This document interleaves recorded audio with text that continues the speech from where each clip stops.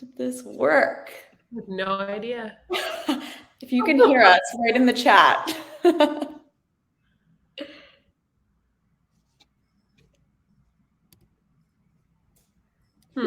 Let's give it like a minute, maybe. Yep. Oh, we got a response. Thank you. All right.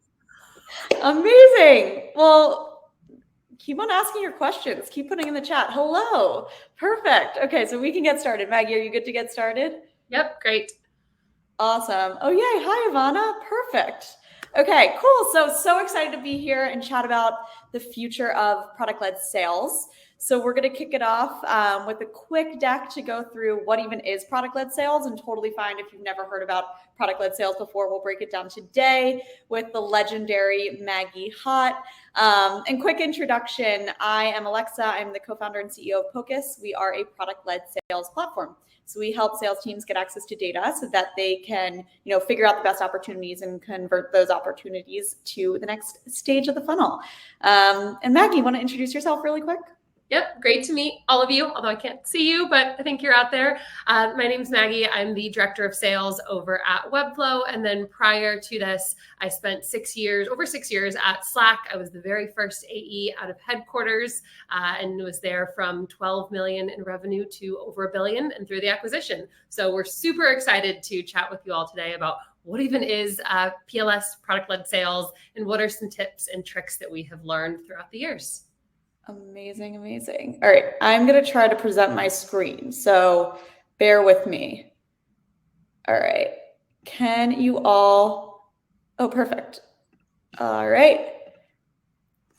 Maggie, can you see this? Because I can't see anyone else. Yes, I can. Perfect. Okay, so this is quick, but we just want to give everyone a primer of what is product-led sales and what is the future. So I think we all know from using tools like Maggie said, Slack and Webflow and all of these other product-led self-serve tools that the way we buy and sell has changed. The old school way of selling is figuring out, should sales engage with an end user? What is the best way to reach out?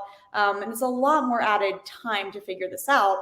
Whereas the new way of selling, you're able to really understand how users are engaging with your product before figuring out which are the best users what are the best opportunities from our existing self-serve pipeline. So taking a step back, if we want to actually define what is product-led sales, how we define it is a go-to-market approach that relies on existing users of the product to drive revenue, including conversion, upsell, cross-sell, and expansion.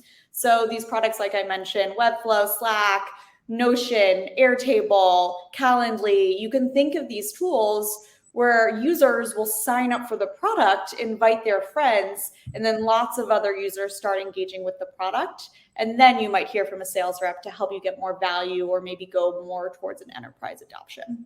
And so this is where you get to sales teams can really be data-driven and rely on those end users of the product to drive their go-to-market motion.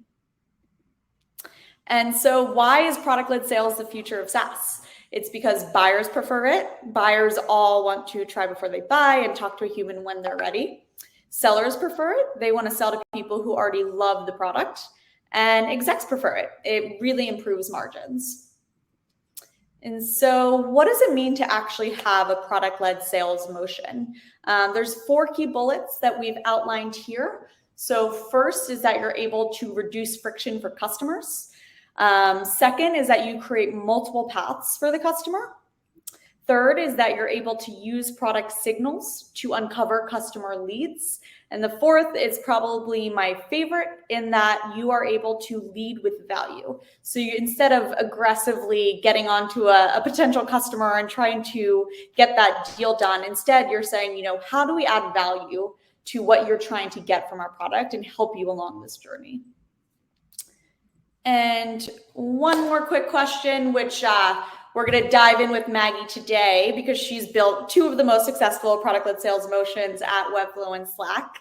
But 4 examples of what we've seen as a great product-led sales motion and what it looks like. So first is that there's a strong sales assist motion.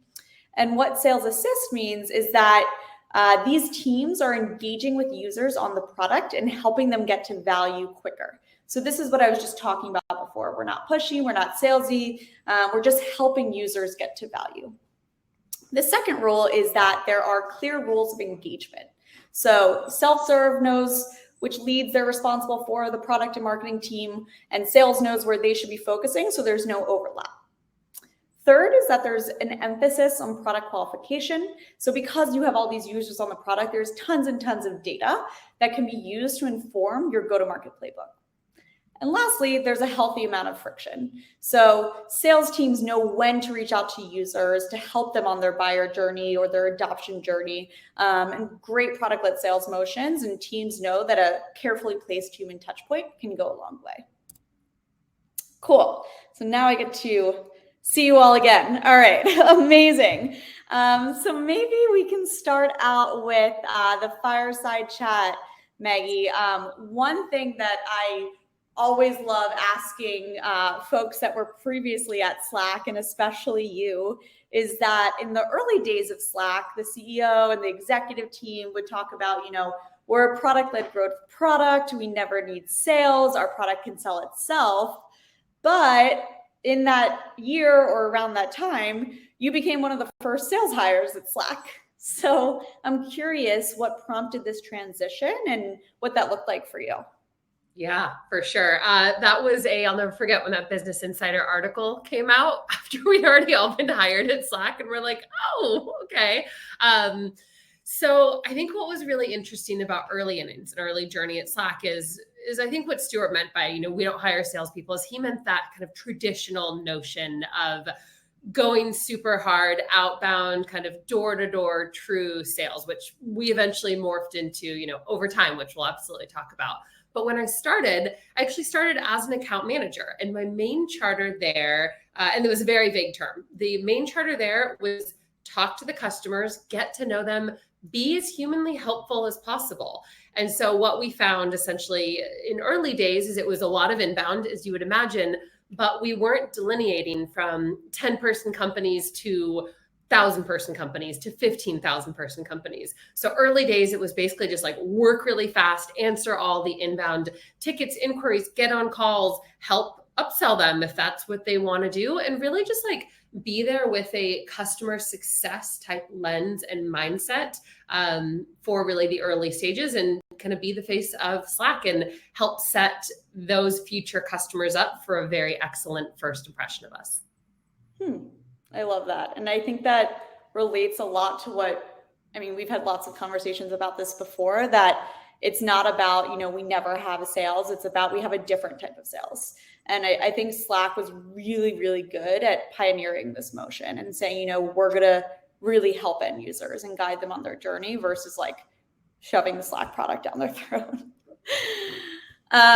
So another question about that is, when do you think was the right time to add a sales team to Slack's PLG motion? Because I hear different perspectives on this from a lot of different PLG companies. And I'm curious what the thoughts were at Slack, and then how you also think about it at Webflow, and if it's similar at all.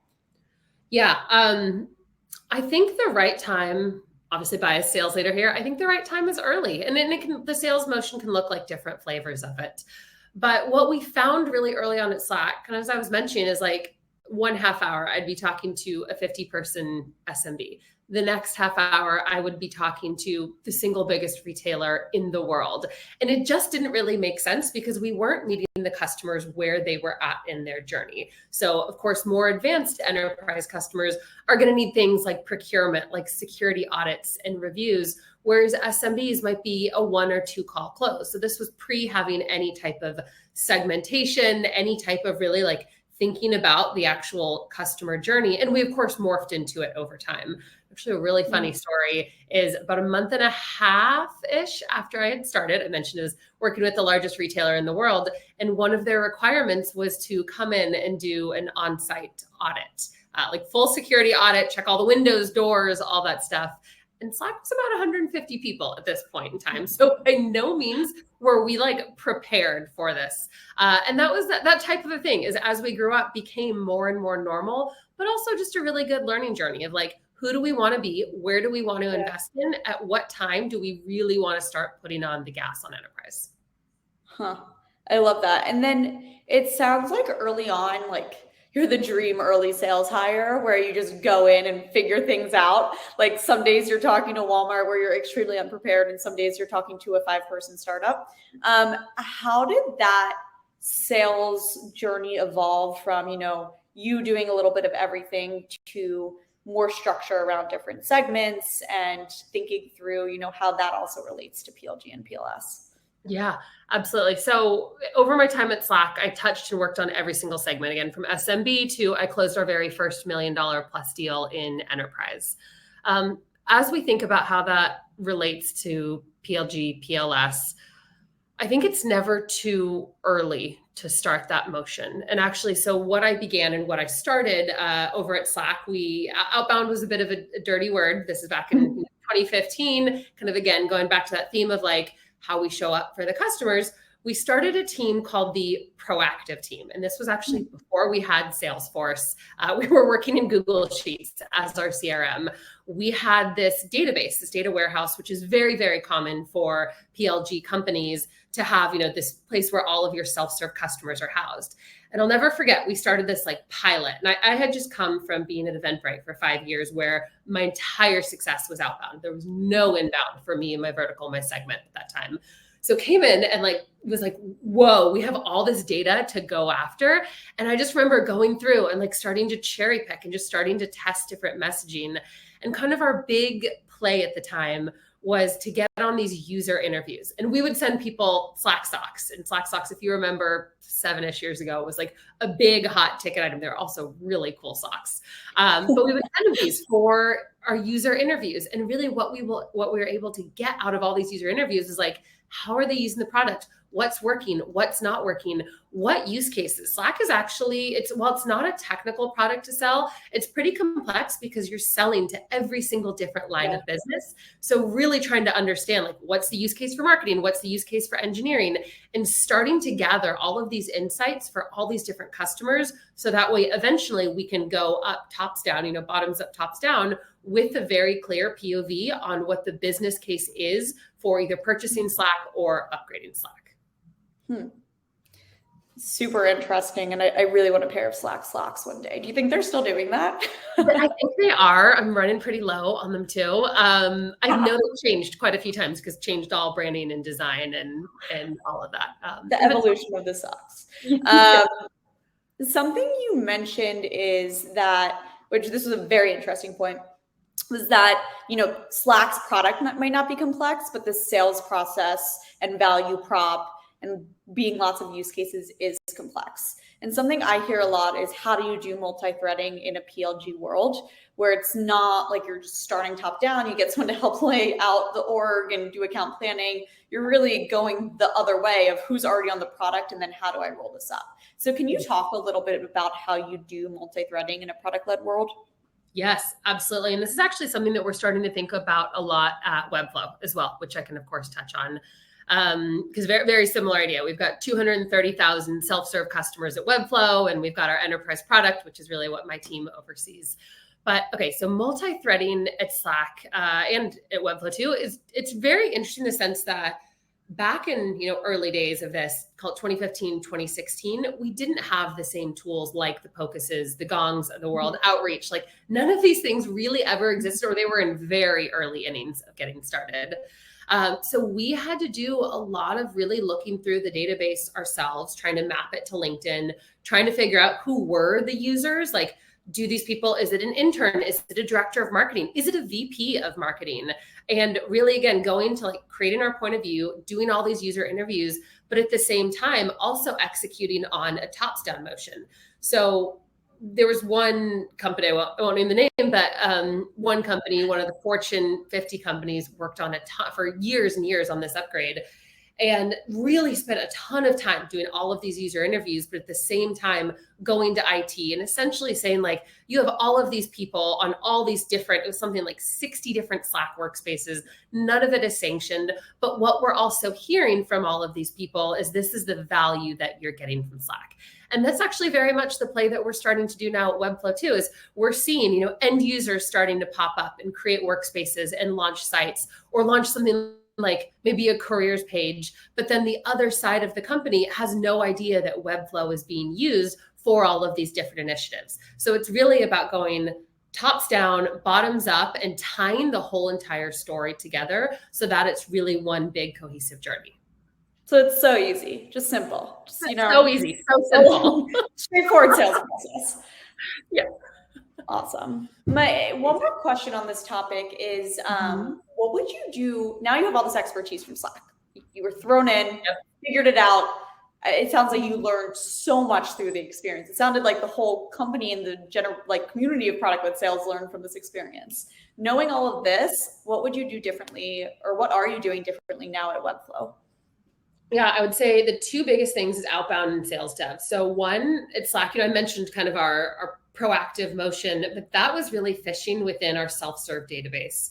I think one of the biggest needle movers is to go true outbound, to create that market awareness, to get folks to know who you are, what you're doing, to really, really start to lean into that. I think at Slack, we rested on our inbound laurels maybe a bit too long. And then over time, and actually in 2017 is when we started to build out sales dev for the very first time. And it was very much an experiment. Whereas I think what we've done very differently at Webflow now is, so I started at Webflow about 1.5 years ago. And one of the very first things that I was tasked with is go build a sales dev team. Let's go. A couple weeks later, on a plane, looking at different cities, looking at different offices. Where do we want to launch this inaugural team? And so for us, it was really making sure sales dev was part of our culture and really focused on that motion, basically right from the get-go versus waiting too long. I think the other thing too is really focusing on different playbooks and kind of what I talked about of Slack, of meeting the customers where they are in their journey.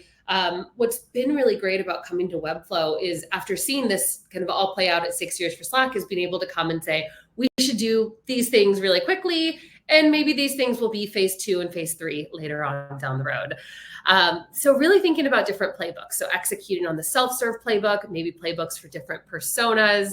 We're leveraging Pocus to really start to look at a bunch of these different playbooks and different plays and signals within our product without getting too deep into web hosting. There's a lot of different signals that we can be looking at and different plays we can run. So I think also realizing that it's not a one size fits all, and that we should be approaching every segment, every persona, every buyer a little bit differently. Makes a ton of sense. And it's something I hear a lot as well across product-led sales companies, is that, just a quick anecdote, that, the sales motion at traditional sales companies seems more copy and paste across traditional. And then when you get to product-led, because the product is so different, the sales motion is also really different. So there's probably learnings that you can copy and paste, but then the actual playbook and how you do things will probably have to be a little bit different. 100%. Actually, I would love to hear from you a bit on this. So back when I was at Slack, our go-to-market motion didn't really, have a name. It was quite a bit newer at the time, but now obviously there's tools like Pocus and your whole community. So what do you think PLS is going to look like in 2022 based on your experience with community and customers? And are companies successfully making this transition to PLS? What are you seeing? Yeah, it's been a very exciting, I'd say, last year in the world of product-led sales. So a funny anecdote, when we were starting Pocus around 18 months ago, we were using the term product-led sales. And I think 90% of people were looking at me like I had 3 heads, besides the people from, Slack and Dropbox and Atlassian who get it immediately. And now, 18 months later, it's becoming a common term in organizations, where product-led growth companies are hiring heads of product-led sales or sales assist, which we can talk about more. And sales-led companies are looking for advice on how to become product-led sales. So I think 2022 was just the beginning of this whole evolution across sales and product-led and companies in SaaS more generally. And when we actually ran an analysis at the end of 2022, a benchmark report that said, how common are product qualified leads in your organization, which, I think a lot of people have heard about SQLs and MQLs, and we thought PQLs would be less common, but based on the SaaS companies that we interviewed, 50% of companies were using PQLs. So what this tells me, we're rerunning the benchmark report actually right now, and I think this number is going to go even up further. So 2022 and 2023 and the next, we can talk about the future too. I think is just going to be, we're still at the early stages of product-led sales, and there's still a lot of gaps. There's still a lot of playbooks we have to build together, but it does feel like the beginning of something really new and incredible in the SaaS world. Yeah, and I'll flip it back to you for a bit, Maggie. You're not off the hook yet. So given that, you knew product-led sales early days at Slack, it was an unknown. Now it's becoming a little more of a known in Webflow. I'm curious what your top challenges and priorities are being a sales leader at a rocket ship like Webflow. Yeah, I'll start with two. I'll start with the macro as well as kind of the micro, and then touch a bit on the economy because it's like nothing we've ever seen. On a macro level, my single biggest goal is to build a world-class sales team where my AEs, sales dev, CSMs, RMs, SEs can really continue to thrive on this rocket ship and can really look back in time and like remember as wow, that was a place where I learned a lot. I grew my career. I hit my, financial professional goals, and I had a lot of fun doing it, like made great friends, just like really thrived in that period that I was at Webflow. On a micro level, we are, as you mentioned, really hyperscale. So when I started last April, the org was about 10 people, and now we're about 75 people. And we are just continuing to grow and really seeing that demand. So that's a lot. And with that comes new roles, new teams, new career paths, new segments. I was looking at analysis a couple months ago, and it was like, wow, within, I think, a 6-month time span, we created 11 new roles, job descriptions. What are they going to do? What types of profile are we going to hire? How do they fit in? And really, again, going back to that goal is to meet their customers where they are. So we know selling to an SMB is going to be a very different motion than selling to an Amazon or a Walmart of the world. And we want to make sure that we are bringing in people that have the right experience to be selling and have experience selling into those types of companies. Candidly, our biggest challenge right now is the economy. It's a really tough environment to sell in. Been talking to a lot of peers at a lot of, kind of similar companies as us. And it's tough. Deal control right now is tougher than ever. There's new budget committees popping up. We keep saying the CFO is the new CEO. We even just had someone 2 days ago that we thought we would close, and they're like, there's a whole new process. I'll figure out what it is. But like new things popping up every day that I've just never seen this before. So really focusing on control what we can control. Yeah, this is what I'm hearing from everyone in the PLG, PLS, sales, the whole SaaS ecosystem. It's difficult, but controlling what you can control is an awesome way to put it. And what I've seen also that product-led companies have a bit of a leg up in this environment, because when you get to the sales process, you're selling a tool that companies already know the value of versus having to go through that process as well. Yeah. So my last question for you, Maggie, is I asked you about this for Slack, and I want to ask you for it for Webflow. How did Webflow leadership know it was time to bring you in and start building out the product-led sales motion? Yeah, so we actually had our very first AE a little over 2 years ago. Has been at the company for 5 years, he's incredible, was leading one of our customer support teams. And we started seeing all this enterprise-ish interest. And we're like, we should probably have someone really focused on this. So brought him over, started hiring slowly, a couple other folks within there, technical account managers, my boss, who's VP of sales, success, partners, support, seems like half the company, and really made the call that it's time, we've started to see this early innings working. Let's continue to put fuel to this fire. And also now we can look back at historical companies that have a leg up on us on building PLS and realize that we can't just rely heavily on inbound. So now it's really time to start building out this motion. Something that was really surprising to me when I started at Webflow is, I'd heard we had at that point in time, it was over 200,000 customers. And I didn't realize that we wouldn't actually have access to our data warehouse of those customers. Because when our data warehouse was initially built, back in 2010, 2011, it wasn't thought of the notion of someday let's connect this to a Pocus or to a Salesforce or something. So I got there all excited being like, let's get after these customers. And it was it's impossible to find them. So we went through this huge motion over probably 5 to 6 months to really be able to tap into our data warehouse, to start to surface that data of these customers into tools like Pocus, into Salesforce, into different alerts that come into Slack, so we can really start to build this strategy. And now the big focus of us is really just starting to create these playbooks for it. Is what does this look like? What does pricing and packaging look like? What do the sales cycles look like for the upgrade path? And it's super fun to figure out. Yeah. I actually, Alexa, if it's okay. So we've talked a lot about Slack and we've talked a lot about Webflow and PLS, but you have basically built a company over the pandemic. And I would love to ask you a few questions on what that's been like building the company. Can you start honestly just with like telling us a bit about how you came up with the idea of Pocus, and like, how did you even come up with the name of Pocus? What does it mean? That's always everyone's first question. So it's a good name. We love the name Pocus. So my background was in sales ops. So my background was there's data in lots of places in an organization. How do you make it accessible and actionable for a salesperson? So I was struggling with the same things that you mentioned at Slack and Webflow, where you have data everywhere. You know it's accessible, but how do you make it really efficient for a sales rep to action it?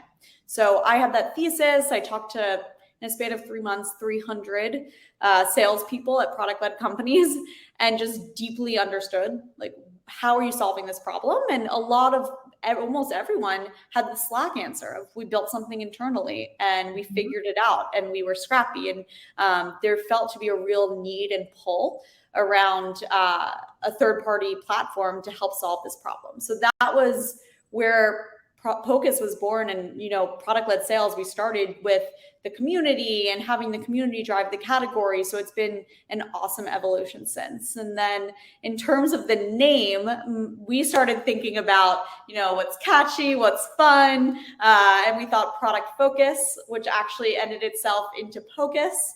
But then we hired, I see Hocus Pocus in the chat, exactly, Dale. We hired an incredible marketing team who then spun it into this whole magical play, which it really is magical now when you have access to data that you didn't have before. So we had a whole evolution of the name of Pocus. So good. What has been the most surprising thing about building a company in this environment? Yeah, what has been surprising, and I'd say exciting as well, is how powerful of a community there is that wants to evangelize this topic of product-led sales. There's this community of people who say, yeah, that's what I'm experiencing, and I don't have tools or structure or best practices or playbooks to do it. And so it's been surprising how excited and ready to build this community is, which is really what we say, like, product-led sales is a community-driven category creation moment where we're all together figuring out, how can we build this thing and implement it into our organizations and then cross-reference it amongst different companies to compare and contrast on how it works. So that's been, I'd say, the most just surprising in a really good way. That's awesome. If you could turn back time 2 years, what lessons do you wish you would have known? So there's a lesson I would say that's similar for founders and salespeople that I'm wondering if you relate to as well. That something I needed to learn and keep reminding myself is that a lot of no's will lead to a lot of yeses. So hearing no's, whether it's about a customer deal or anything else, you have to have the growth mindset to say, how can I learn from this no? Is it something I could have done better? Is it product feedback? Is it positioning? And then using that to inform your lessons going forward until you get that yes. Amazing. I realize we've got about a minute left. So we'll start to wrap up. I want to hear, what advice do you have for sales reps in PLS companies? Yeah, the best product-led sales reps and leaders I talk to are folks like you, Maggie, and your team, where you're data-driven and comfortable with data. I think as the future goes more towards a world where buyers want to buy self-serve, there's going to be a lot of data that sales reps need to be comfortable digging into. And instead of saying, understanding data and having access, that means I'm not selling. No, the mind has to switch to, I now have superpowers in figuring out who the best people are to reach out to, what that data-driven outreach should be, and being really consultative. That's awesome. Cool. Well, we are ending in 43 seconds. Any last thoughts, any last words kind of from your end as we look ahead to 2023? Yeah, I'm very excited for 2023 and what product-led sales has in store. I would predict that we see a ton of more product-led growth companies implementing sales, as well as traditional sales companies figuring out how to be more product-led. And I think with that happening, there will be more titles with, head of product-led sales, head of sales assist, these more non-traditional folks coming in to lead organizations and build product-led sales motions from the ground up. So excited to see where you take this as well, Maggie. Thanks all. Thank you all. To see you. Thanks for joining us. That was fun. Thank you.